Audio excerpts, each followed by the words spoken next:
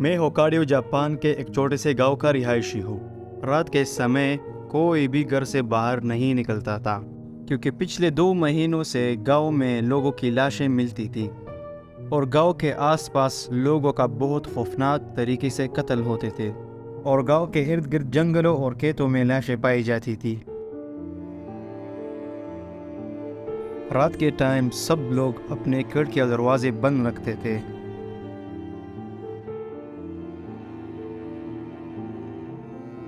لیکن کچھ بدقسمت لوگ گھر کے اندر ہی مردہ پائے گئے جو بہت بے دردی سے قتل کیے گئے تھے،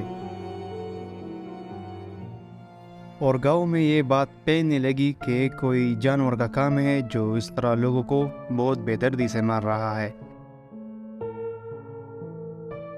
اور گاؤں میں یہ بات مشہور ہو گئی کہ یہ جانور کسی کا شکل بھی اختیار کر سکتا ہے، حتیٰ انسان کا شکل بھی وہ بہت اچھی طریقے سے بدل سکتا ہے، اور کچھ لوگوں کا یہ دعویٰ تھا کہ وہ شیطان ہے اور بول بھی سکتا ہے۔ گاؤں کے کچھ لوگ رات کے ٹائم چکر لگانا شروع کر دیے گئے تاکہ قاتل کو پکڑ کر قتل کیا جائے، اور اس کام میں لوگوں کے ساتھ شکاری کتے بھی شامل تھے، لیکن قتل میں کوئی کمی نہیں آئی اور پھر بھی لوگ مر رہے تھے۔ لیکن کچھ دنوں تک یہ سلسلہ بند رہا اور لوگوں میں امید کی لہر دوڑ گئی۔ کچھ ہفتوں تک تو یہ سلسلہ بند رہا اور کوئی رپورٹ سامنے نہیں آئی،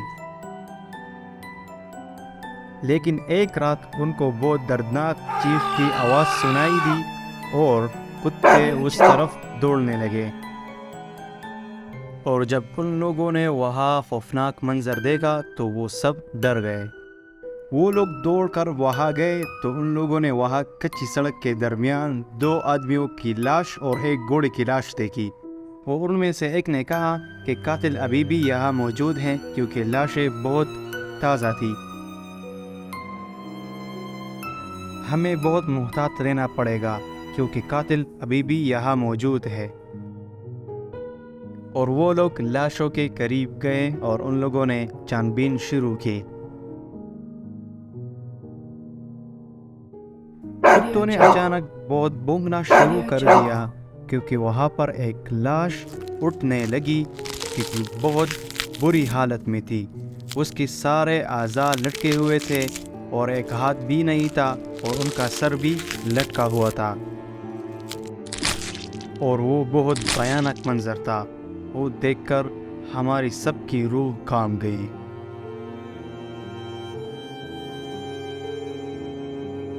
اور کچھ دیر کھڑے رہنے کے بعد وہ مہیلا جنگل کی طرف بھاگ گئی اور لوگوں نے اس کا پیچھا شروع کر دیا۔ بھاگتے بھاگتے وہ مہیلا 4 ٹانگوں والی مخلوق میں بدل گئی جو بہت تیز دوڑ رہی تھی، لیکن لوگوں نے اس کا پیچھا نہیں چھوڑا اور بھاگتے رہے اور اس پر فائرنگ کرنا شروع کر دیے۔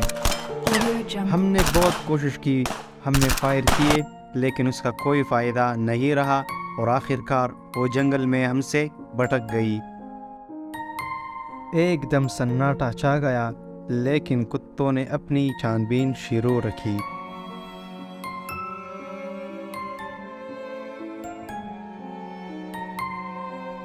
ہم نے بھی کتوں کا پیچھا کیا اور ہم بھی اسی طرف چلنے لگے۔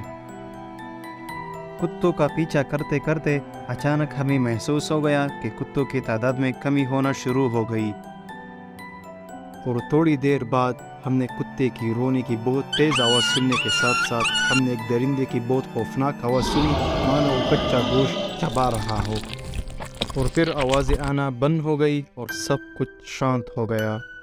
ہم بہت زیادہ حیران ہو گئے اور تھوڑی دیر بعد ہم نے پھر سے وہی درندے کی بہت تیز ڈاڑ سنی۔ ہم بہت زیادہ خوفزدہ ہو گئے اور جنگل میں دوڑتے دوڑتے اپنے کتوں کو تلاش کرنا شروع ہو گئے، اور ڈھونڈتے ڈھونڈتے جنگل میں ہم سارے الگ ہو گئے، اور تھوڑی دیر بعد میں مکمل اکیلا ہو گیا۔ میرے سارے دوست جنگل میں بھٹک گئے۔ تھوڑی دیر بعد میں نے اپنے دوست کی آواز سنی جو وہ درد سے چلا رہا تھا اور کوئی جانور اس کو زندہ کھا رہا تھا۔ اور میرے دوسرے دوست نے اس پر فائرنگ کرنا سٹارٹ کر دی۔ میں آواز سن رہا تھا اور تھوڑی دیر بعد اس جانور نے میرے دوسرے دوست پر بھی حملہ کیا۔ وہ بھی چلا رہا تھا اور چلاتے چلاتے ایک دم سناٹا ہو گیا، سب کچھ خاموش ہو گیا۔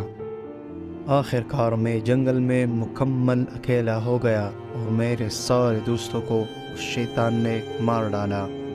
مجھے میرے پیچھے کچھ ہونے کا احساس ہوا۔ جب میں نے پیچھے دیکھا تو وہاں پر میرا ڈاگ بیٹھا ہوا تھا۔ میں نے اس کو آواز لگائی لیکن وہ مجھے کوئی جواب نہیں دے رہا تھا۔ میں بہت حیران ہو گیا کیونکہ وہ کچھ ریئیکشن نہیں دے رہا تھا، وہ صرف ہل رہا تھا اور وہ کچھ بھی نہیں کر رہا تھا۔ میں تھوڑا حیران ہوا اور اس کے پاس جانے والا تھا۔ جب میں جانے ہی والا تھا اس نے مجھے مڑ کر دیکھ لیا، اور جب میں نے وہ منظر دیکھا میرے رونگٹے کھڑے ہو گئے، کیونکہ وہ میرا ڈاگ نہیں، وہ وہی شیطان تھا جس نے میرے ڈاگ میرے سارے دوستوں کو مار ڈالا۔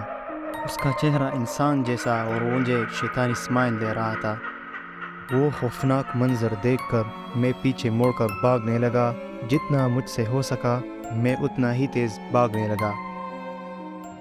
بھاگتے ہوئے مجھے یہ ریئلائز ہوا کہ وہ بھی میرے پیچھے بھاگ رہا ہے اور وہ میرا پیچھا کر رہا ہے۔ میں اور تیز بھاگنے لگا جتنا مجھ سے ہو سکتا تھا۔ موت میری آنکھوں کے سامنے تھی۔ مجھے پتا تھا کہ وہ مجھے پکڑ لے وہ بھی مجھے ایسے ہی مارے گا جس طرح اس نے میرے دوستوں کو زندہ کھا گیا۔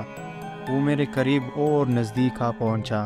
بدقسمتی سے میرا پیر کسی چیز سے ٹکرا گیا اور میں بہت تیزی سے نیچے گرنے لگا، اور جب میں نے پیچھے مڑ کر دیکھا تو پہلی مرتبہ میں نے اس شیطان کا اصلی چہرہ دیکھا۔ اس کا شریر بہت بڑا تھا، اس کا منہ مکمل خون سے بھرا تھا، اس کے بڑے بڑے ناخن تھے اور اس کی سفید آنکھیں، وہ بہت بھیانک دکھ رہا تھا۔ ہم دوستوں نے پہلے سے ہی اس کے مارنے کے لیے سامان رکھا تھا، اور اس جانور کا پیر اس تار پر آ گیا اور وہ تیر آٹومیٹیکلی چلنے لگا۔ وہ تیر سیدھا آ کے اس کے گردن میں لگا اور وہ زخمی ہو گیا اور وہ چلانے لگا۔ میں دوبارہ ہمت کر کے کھڑا ہو گیا اور اس پر بندوق تان لی۔ یہ بہت صحیح ٹائم تھا اس کو مارنے کا۔ میں نے بندوق اس پر تانی اور شوٹ کیا۔ شوٹ ڈائریکٹ ہی اس کے سینے پر لگ گیا اور وہ پھر سے چلایا اور جنگل کی طرف بھاگ گیا۔ جنگل کی طرف بھاگ کر وہ دوبارہ اندھیرے میں غائب ہو گیا اور پھر سے سناٹا چھا گیا۔ میں بہت گھبرایا اور تھکا ہوا تھا اور واپس اپنے گھر آ پہنچا۔ میں نے اپنے گھر کا دروازہ کھولا۔ اندر کا منظر دیکھ کر میرا دل کانپ گیا۔ سارا گھر خون سے لت پت تھا۔ میری بیوی روم میں پڑی ہوئی تھی، وہ خون میں لت پت تھی اور اس کا سر بھی مکمل غائب تھا۔ وہ منظر دیکھ کر میں بہت رونے لگا کیونکہ اس شیطان نے میری بیوی کو بھی مار ڈالا۔ میں رو رہا تھا۔ تھوڑی دیر بعد میری بیٹی آ گئی۔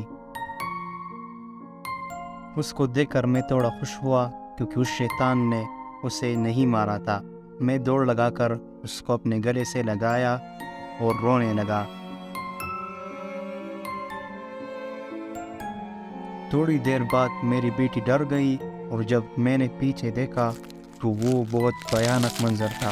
میری بیوی دوبارہ کھڑی ہو گئی اور اس کا سر دوبارہ آ گیا، اور وہ اس کا سر نہیں، وہ وہی شیطان کا سر تھا جو ابھی بھی زندہ تھا۔